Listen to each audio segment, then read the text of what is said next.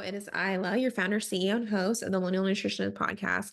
I am coming at you from my couch bed in my office because my stomach is starting to hurt again from pregnancy and it sucks. But I'm editing the podcast and my intro for this episode today is that we are going to talk about a critical review of the What the Health documentary. It's an older documentary, but every time I bring up this concept that I feel like I've been talking about recently with meat, should we eat it? How should we feel about it? Is it healthy? All the things.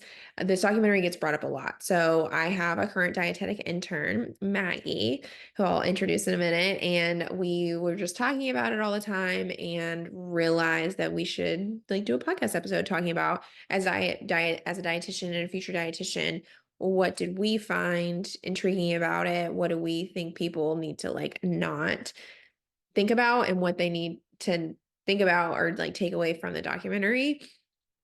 In no way am I saying that or are we trying to say that you shouldn't be vegan or dissuade you or vice versa. We just want to correct some of the things that are in the documentary, again, from a dietitian standpoint, and always just try to make recommendations when it comes to nutrition realistic, because the job of a dietitian is to ingest all of the information, all the research for you, and then give you the information back in a really easy way for you to understand and what's realistic for you in your daily life. As I work with people who have to deal with their daily life, I'm not going to recommend things that are against what they believe or what they, want to do in life, or what is going to be harder for them to achieve health goals. I always tell people I want them to make the most minimal changes as possible to what they're currently doing to achieve their health goals. And so we just kind of put this documentary in perspective of that. But some things about Maggie before we go on. So she is my current dietetic intern.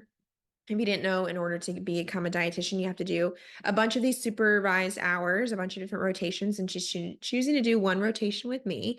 Maggie is a Texas Christian University graduate student currently working towards her master's degree in dietetics. She received her bachelor's degree in May, and she's also certified personal trainer through the National Academy of Sports Medicine as of January 2024. She's been working with me since April 2022. She loves all things intertwined with wellness and health, and she believes taking care of your body to be healthy is a rewarding journey to go through. She has a passion for nutrition counseling, research, sustainability, and agriculture. I hope you enjoy our episode today. All right, Maggie, let's get into this topic. I know we've been working on it for a while. We kind of came onto this topic after weeks of just debriefing and both being kind of interested in it with our backgrounds. But to start us off, let's talk about an overall summary of the documentary in case nobody's ever seen it. I feel like at this point, maybe everybody has heard of it. I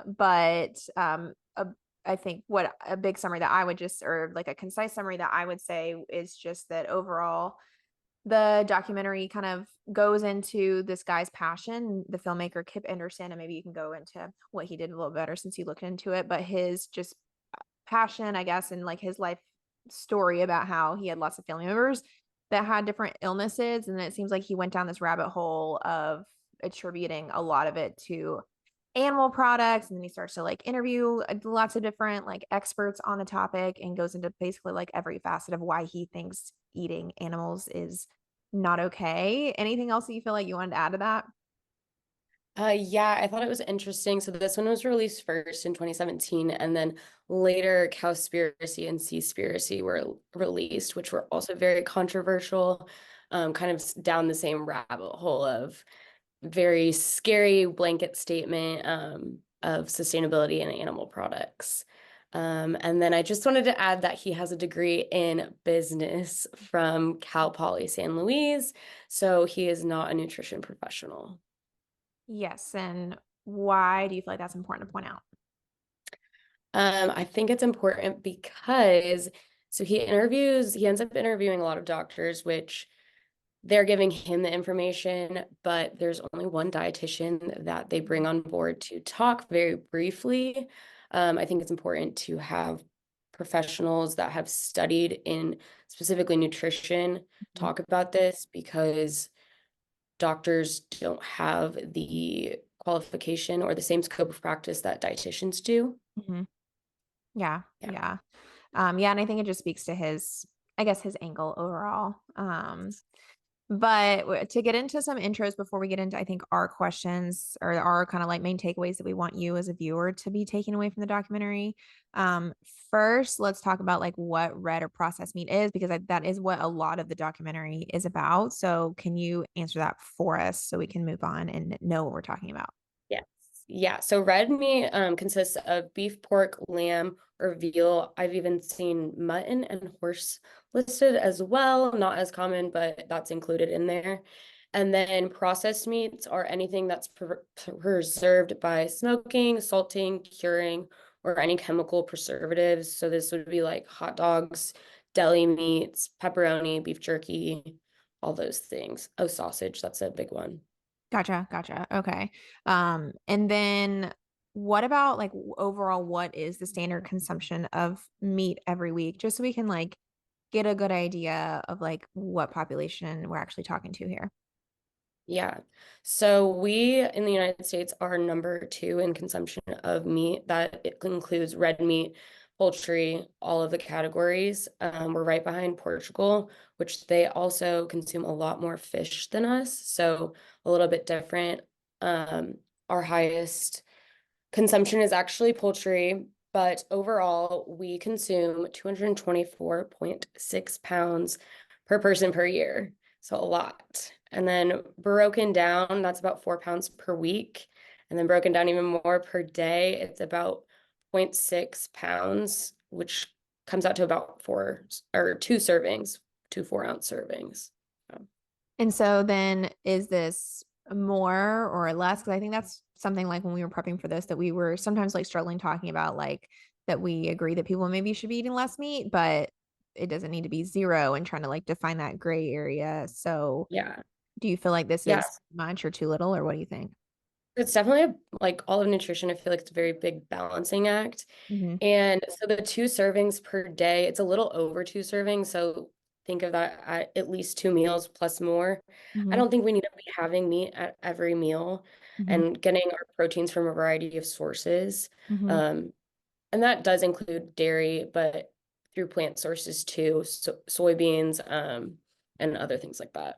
Yeah, and I think we'll get into that later in one of the questions that like we do want a variety of different proteins, but just to kind of frame what it looks like, because I think there are some people that don't eat any meat, some people who might eat like less than or like less protein overall than the recommended amount, or not a lot of meat, and then some people I think are eating like meat Yeah. 5 times a day. So this would just be like Yeah. an average of what we're talking about.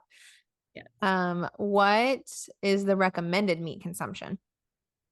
Okay, so again, the variety of protein sources throughout your week is going to be your best bet.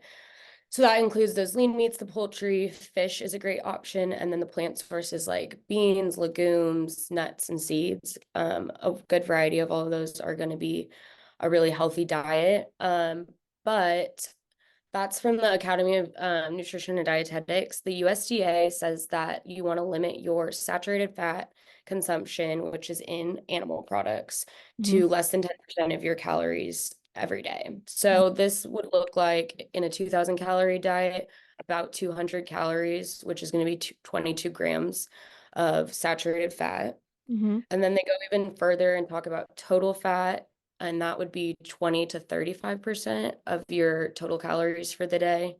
So about 500 to 700 calories of your total intake throughout the day. We Hmm. broke this down into like a good visual of like a cheeseburger. So you have the ground beef, which Hmm. say we have 4 ounces, 1 serving, and then a cheese slice. So you have about 8.5 grams of saturated fat just there alone, without unsaturated fat and added in as well. So that's going to be about half of your day's worth of saturated fat. Hmm. Um, you'd have about 3 more portions of saturated fat. I found that most serving sizes of animal products ended up being about 4 grams of saturated fat per serving. Yeah, and as you're saying that, I feel like I'm thinking too that I think a big criticism that he gave in the documentary was that all these like regulatory agencies that come out with all these recommendations say that like it seems like he's saying that they all like encourage you to eat all this meat, like goes into all the websites. where it looks like when you were researching, there wasn't like nobody was saying you need to for sure eat like this amount, right? Like it looked like the recommendation was to limit and don't eat above this. Yes, yeah. So there was really no minimums anywhere, and that's from the Academy of Nutrition and Dietetics, the USDA, the American Heart Association, even nobody had like a bottom limit.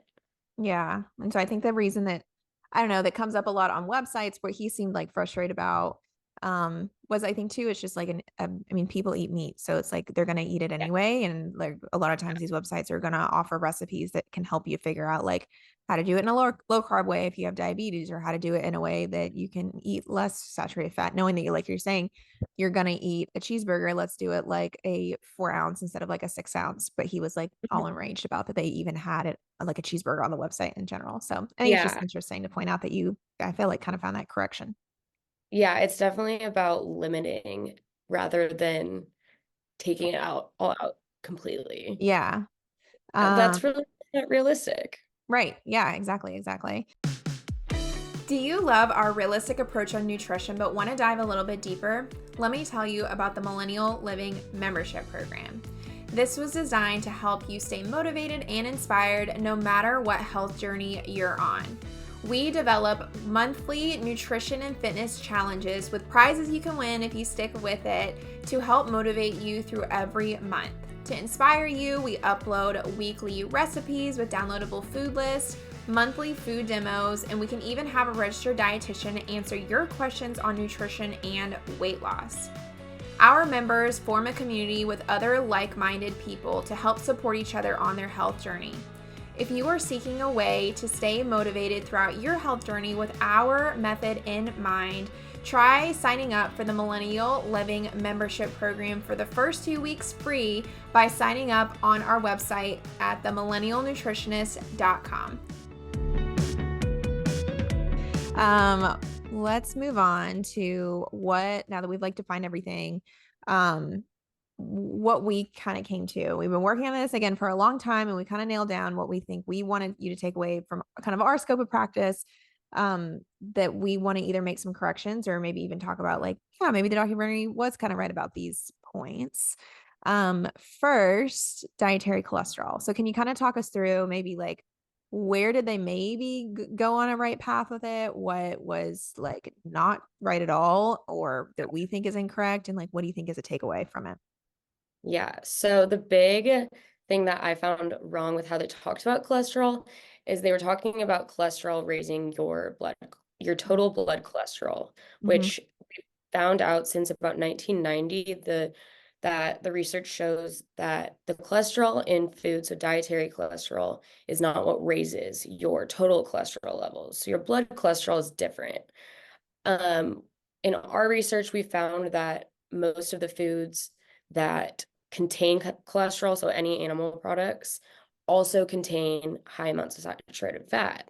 So that's any of the meats we talked about, any of the beef, sausages. So when you're including a bunch of those in your diet, you're having an excess of fat, which that can increase your likelihood to have higher total cholesterol. So on the like other side of it, eggs and shrimp both don't have high saturated fat. So I think a lot of times eggs get like demonized because they have cholesterol in their yolk. So people choose egg whites instead, which is a great option, but I don't think it's something that you need to be scared of because it's not a direct correlation there. Yeah. And I feel like what I'm thinking too with this is that's why it's important to get your health information from somebody who it's their field because it's our job as a dietitian and a dietitian to be so close to be up to date with these things and to constantly like re-up our continuing education credits because this is really just like old science from when the documentary came out. Cause I was taught this in school, but then like new research came Yeah, out that said like, actually, no, we don't need to teach it like like this I anymore. was taught differently. Yeah, yeah, Yeah. exactly. And that's just, I think, the danger of like taking all of your information from somebody who's, first of all, not accredited in any way, but also is like an older source of information because this documentary is pretty old at this point, I feel like. Yeah. Yeah. I mean, almost a decade now. Yeah. Um, anything else you feel like we should take away from this, or do you feel like you covered that? Um, I think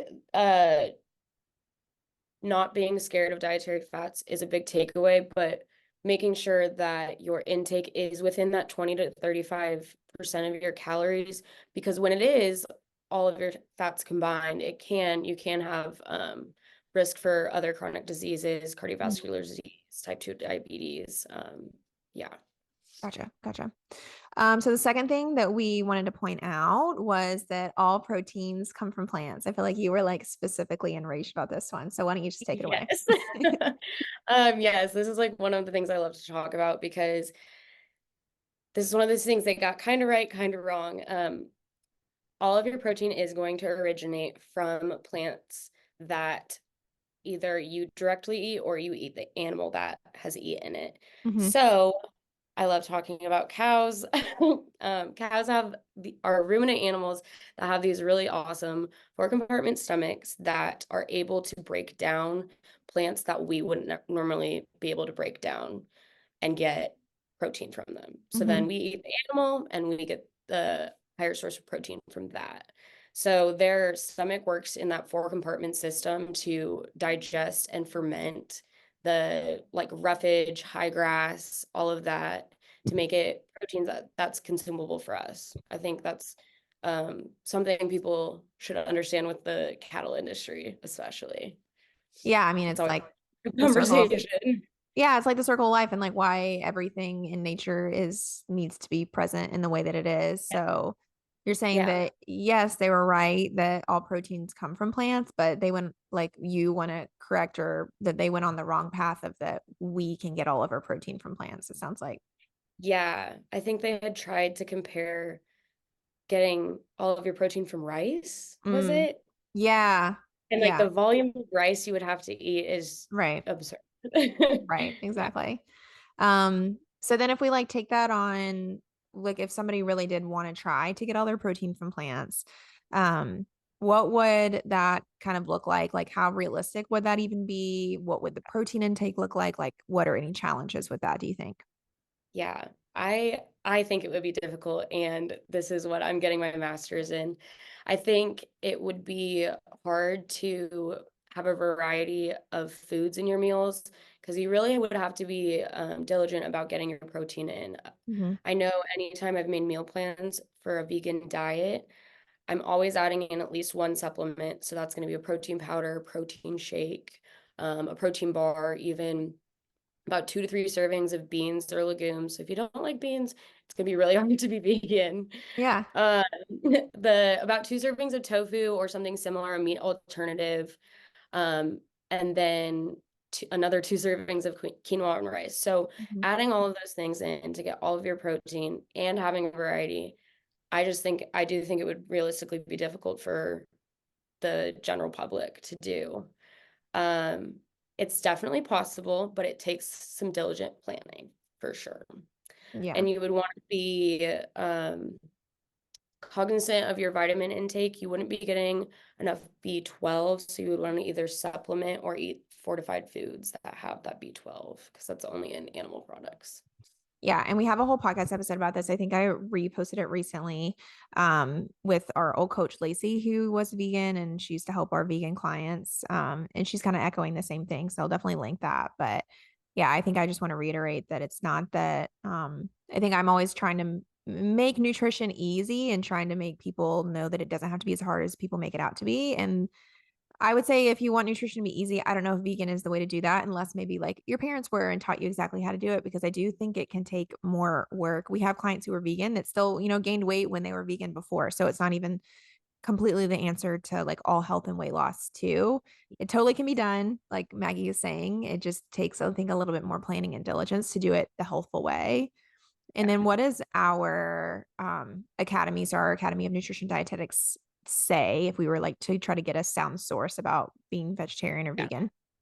Yeah, our position statement on being vegan and vegetarian is that it's doable if you appropriately plan your vegetarian or vegan diet. And I think that's the key phrase in our position statement is that you're going to need your intake of fruits and vegetables, so all your produce, whole grains, legumes, soy, nuts, all to be like up to par to build a healthy diet that way. Mm-hmm. It can decrease your intake of sugar, sodium, and fat, but Hmm. not necessarily. Because if you switch out all of your meat for a bunch of processed like crackers, Mm, chips, like if you're just getting calories in that way, you're not necessarily eating healthier or right. sustainable for that fact. Our third point is that carbs cannot make you fat. Carbs cannot be stored as fat, is something that they say in the documentary. Can you kind of break down why this stuck out to us? Yes, and this was word from the documentary. This, I think this is the most like there's nothing right about this one. So carbs can be stored as fat through your metabolism if you eat in excess of any of the macronutrients. So that could be carbs, fat, or protein. They end up being stored as adipose tissue if you're in an excess. Hmm. Um, and then they kind of went in to say that carbs weren't the cause of diabetes, Hmm. and carbs are what make you fat, and fat is what causes diabetes. I kind of think that's where they went with it. Hmm. But it really is the fat that ends up surrounding the cell. So having that extra fat surrounding your middle section can increase your likelihood to develop type 2 diabetes. But yes, carbs can make you gain weight. Yeah, and I feel like they were like oversimplifying it a Yeah. lot. Because I think they put this in here to try to, make you feel like, okay, if you're not going to eat meat, what else are you going to be left with? Like carbs and Yeah. fat. So Yeah. then talking about like why we shouldn't be afraid to eat carbs, which I totally agree. Like carbs can be great, but I don't remember if they even address it, but it's like not all carbs are really treated equally. Like we still need to have balance. Like we still need to be eating carbs in the right way as far as like fruits and vegetables, but anything in excess, if it goes over the calories you need to maintain your weight, can cause your body to start to have health issues. Yes. The next point, you are getting other additional toxins that are in red meat, like heme iron. Red meat, processed meat is a known carcinogen. So this one was also like a little bit like crazy, especially that first part. Yes. So the heme iron is, they had a whole list of like, this is a toxin, this is a toxin. And heme iron was on there, and it just made me, that's not true. Heme iron is needed in your body to carry oxygen around the body from the lungs. Um, and heme iron is only in animal products. So just kind of interesting that they threw it in as a toxin. I think that's kind of a buzzword Hmm. right now in like the social media nutrition side. But so what we kind of did is taking alcohol, what we know is a toxin, and compared it to red meat. Hmm. And one of the studies we found from this was the International Agency of Research on Cancer. So Hmm. this is through the WHO, and they compared um, alcohol to red meat and processed meat as a group. Hmm. So if you have 100 grams per day of red meat or processed meat, so that's about one serving, you're increasing your likelihood for colorectal cancer by 12%. Hmm. And then on the flip side, the 10 grams, which is about one standard drink of alcohol, can increase your likelihood of colorectal rectal cancer 7%. Hmm. So I think something that those statistics don't show is that drinking a lot of times is in excess of that one standard drink size. Whereas red meat is not always overly consumed like alcohol is. Yeah. Uh, and that it would double and make it more. So you would be increasing it by 14% if you were having just two standard drinks. Yeah. And so you're saying that like that, yes, the research does show that there is risk with red meat, but it's not again like all black and white. Like there's a lot of things that carry risk, but because we've like zeroed in on this meat situation, I think we've ignored other things that we commonly consume and forget that they are maybe even like more harmful. Is that right?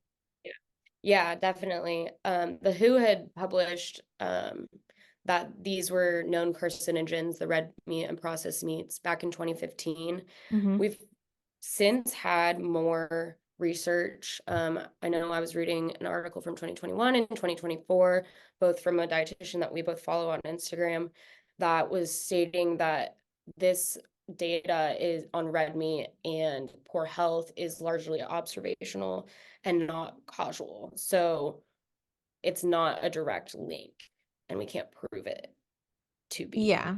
Yeah. And I think I covered this. I must have seen the same study because I feel like I covered this on the episode that I did on like preliminarily, like why we shouldn't be afraid of eating meat or whatever. But and it did talk about how the studies might not look completely at somebody's whole lifestyle, and somebody Yeah. eating a lot of processed red meat, they also, and this is, I feel like the problem with every nutritional study, that when we like zero in on like one unhealthy food, is that same person doing so many other unhealthy behaviors, because maybe somebody who's eating not as much red meat is also doing everything they're supposed to be doing. Like I always think of, which is another podcast episode we did, Yeah. the French paradox, where they Yeah. find that like a long time ago, they found that they eat like all the high saturated fat things like red meat. They eat a lot of like eggs, cheese, stuff like that, but then they have like really low levels of all these heart issues, and they zoom out and look at their overall lifestyle as like they're really social, have lower stress levels, better work-life balance, walk more, stuff like that. So that's again why it's just important, I think, to look at experts, maybe like statisticians or dietitians that know Yeah. like, yeah, that stat is true about cancer, but it's not as bad as I think people perceive it to be. Yeah, I think it kind of picks out what it wants to pick out from Mhm. the study, but it's not looking at lifestyle factors like genetics, your environment, your stress level, like you said, your Right. social life. Yeah. Yeah. Because again, I'm not saying that it's not scary. Like when you see that it's scary, and I know we would Yeah. want to like decrease any risk of cancer we possibly can, but stress from all these things also can cause risk, and everything can cause risk. So I think too, as a dietitian, I try to weigh for people like what is the best benefit for the risk that we're getting. And there's a lot of other benefits we can get from eating red meat, if even though there is this risk compared to like swapping everything out and causing you more stress by doing like a vegan diet, is I think the point I'm trying to make. Yeah. Yeah, I agree. Definitely. Um, one other thing with this, I was thinking today, I was listening to this book on the way, I guess, like actually home earlier, about all the, there's this statistician, and she talks about all the stuff when it comes to like babies in the first year since I'm pregnant, and that's what I'm trying to understand. And she's a statistician, so she went through like all these crazy studies that reminded me of what we were doing. And she talks a lot about how like how to prevent sudden infant death syndrome, and how there's like all these people are really afraid of, I don't know if you would know what this is because I didn't know either, but like some people are afraid to put like bumpers around their baby's crib because they could like fall over and suffocate. But then she compared that there's actually a twice, how would you say this? Like the risk is that your baby will die is twice as high if you like drive with them in the car that day, which to me put it in perspective. And I feel like that's kind of what we're saying here. It's like things we do every Yeah. day also carry risk, but nobody's making a Yeah. documentary about it. Yeah. Yeah. That is Um, interesting. yeah, yeah. So those were kind of our big points, but um I would love to like do more of these, like looking into documentaries. So overall, can we talk about how if somebody wants to watch one of these documentaries, so I'm not saying people shouldn't, but how can they maybe critically watch a nutrition documentary and not just get sucked into every single thing they're saying and then all of a sudden become like this radical vegan person? Yeah. I mean, I even find myself being like, Yeah. oh wait, oh that I mean, it's a little scary. Sometimes you come away feeling like really guilty, especially like the sustainability part, so like the environmental part of what the health. It's scary and it's hard to not get sucked into that.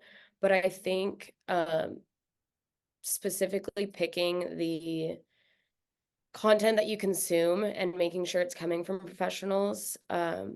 That is a little hard to do with documentaries like this because they bring a bunch of doctors on, Mhm. and you would think that doctors know all of these things about nutrition, but you do really need a fact check. Like I said before, it's easy to pick out parts Yes. of studies to make them seem more legitimate, Hmm. uh, and making sure that you're looking at the limitations of kind of the big picture, like what are we actually seeing when we zoom out a little bit. So being particular about the media you consume. A lot of times when things get popular on Netflix, it might not be the best source of information.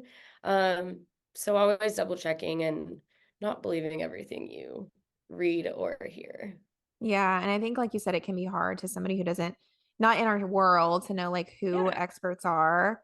I think it's good to start with, and I have to do this like from a business aspect of like, I always say like, does somebody actually work with somebody one on one? Like then they have to look at the full picture. Like, are you like for a dietitian, we're working with them one on one. We have to consider all the factors, their stress, their amount of time they have, like how are they going to get the best benefit from protein or something, like for all the options they have available to them. And then we compute that information and we try to help them make the best choice compared to somebody who, like you're saying, is just trying to like, I don't know, sensationalize things or can just say Yeah. things without consequence because we definitely can't Yeah. just say things and not have a consequence for our license even. Yeah. Yeah, definitely.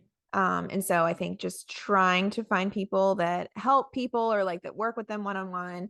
And then going from there and then maybe asking them, like, I love when my clients will say, like, hey, I watched this. What do you think about it? Or do you have Yeah. anything you would recommend or books or anything like that? And I do that in my daily life too. Like when I have skin problems, I try to go and find YouTubers that are dermatologists instead of like Yeah. of just people that like work at a spa or like all this baby stuff I've been looking at to see like what toys are good instead of like just looking at moms. I try to find like occupational or physical therapists on Yeah. social media that I feel like I would trust what they have to say instead of just like somebody making a crazy video. Yeah. Definitely. Um, maybe we already answered this, but like who do you feel like people can listen to if they are wanting to do their own Yeah. research? Where can they go to find information, do you think?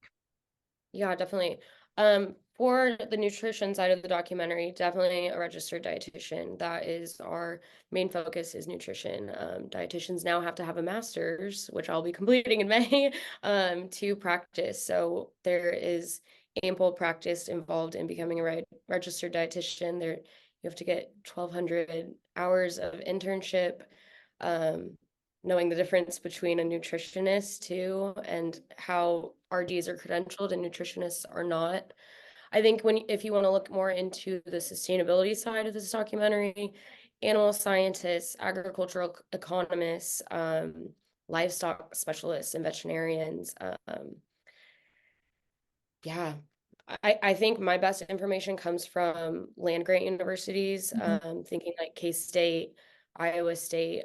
They dig really deep and very clearly into these topics and put it in very easy to understand, digestible um, information that I've found. And they're usually some of the first things that pop up, which makes me very happy for the general public. I agree. That's where I do a lot of my research for episodes like this too, is those like Yeah, land grant universities, because it seems like they are, I don't know, like he does talk about how there are a lot of bias in the industry, which I can get, but I yeah, feel like the universities aren't maybe as victim to it because a lot of times they're like researched by students that like yeah. already don't have an income from it or something. Like they're not probably taking a bunch of funding from places and they are not typically as like biased on one side or the other. I think they're just giving facts. I mean, it's not as flashy or sexy, but I think that we can trust the larger land grant universities, like you said, to just kind of like straight up give information.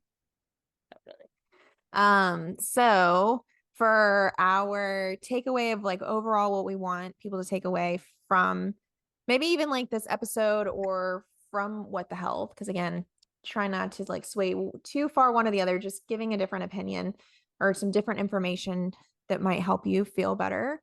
What I would want you to take away from this is if you do remove these products, like let's say you watch the documentary and you're like really convicted about it and you know, you are like, I really want to work towards eating more plant-based, or even if it's like religious based or whatever it is for you, really just ask yourself what you're replacing them with. Because I will say again that I've worked with vegans and it is easy to just get stuck into like, well, now I can only eat like Oreos and crackers and chips and stuff like that. So really think through the why. And if you're doing it for a health reason, ask yourself like how what are you going to replace all that meat with, because you've got to do it with beans. And sometimes I do have to have come to Jesus conversations with clients that want to do this and say that's great, but you know, let's realistically think now you've got to add beans or tofu into like at least 2 meals a day. So we can't just, you know, not do it because we're not going to meet our protein intake goals. So yeah, Yeah. just overall think about what you're replacing the meat with, and I can always help you with that if you need it. But what did you think you wanted people to take away? I think my biggest takeaway from this podcast would be to not demonize like one particular food group, whether that be sugar or animal products or fat. But one food or one food group is not going to make or break your diet unless it's in complete excess. Mm-hmm. Having that variety of fruits and vegetables and whole grains and lean meats and fish and all of the different options is going to be what makes a healthy, sustainable diet. Yeah. Yeah, yeah. I like that. Of course, again, like another big gray area with like there's nothing we should absolutely be taking out or taking in. But I think that's too, it's the nature of this is a podcast. We can always like work Yeah. with people one-on-one and like help to figure out like what your specific goals are, give you all the information that you have questions about, and then you can decide from there where you kind of want to go with all the information. But thank you Yeah. so much for kind of helping us cover everything, Maggie. If people For want having to me. reach out to you or follow you, do you have anywhere where they can do that or reach out to Um, you? yeah, if you want to email me, my email I can link in the notes of this podcast, and I'll link my Instagram there as well. Cool. Awesome. All right. Well, thank you so much, Maggie. Bye. Thank you. Bye.